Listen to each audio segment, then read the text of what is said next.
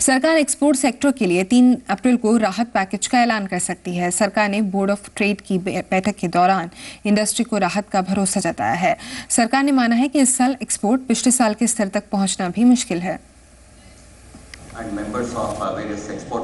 Export की गिरती सेहत सुधारने के लिए सरकार और इंडस्ट्री के बीच माथापच्ची चल रही है। बोर्ड ऑफ ट्रेड की बैठक में सरकार ने माना कि एक्सपोर्ट सेक्टर की हालत खस्ता है।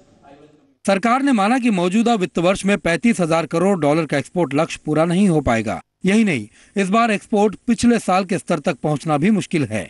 फरवरी में व्यापार घाटा 18,200 करोड़ डॉलर रहा और मौजूदा वित्त वर्ष में यह बढ़कर 19,600 करोड़ डॉलर तक पहुंच सकता है। इससे चालू खाता घाटे पर दबाव बढ़ेगा। बैठक के दौरान इंडस्ट्री ने अपनी चिंताएं तो जाहिर की ही, साथ ही मांगों की फहरिस्त भी सामने रख दी।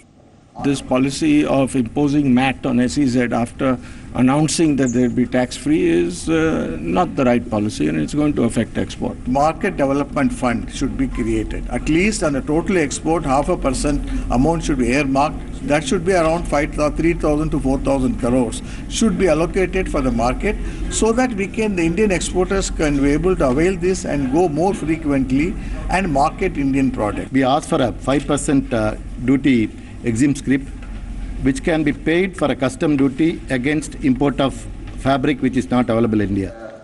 सरकार ने इंडस्ट्री को भरोसा दिलाया है कि एक्सपोर्टर्स को राहत देने के लिए सरकार कदम उठा रही है। Every institution must ensure faster movement. eBiz is one project that we have launched, so that on one platform most of the services will come eventually.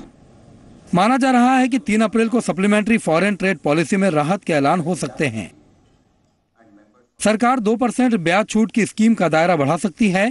साथ ही एक्सपोर्टर्स को लागत घटाने के लिए सस्ता कर्ज मुहैया कराया जा सकता है।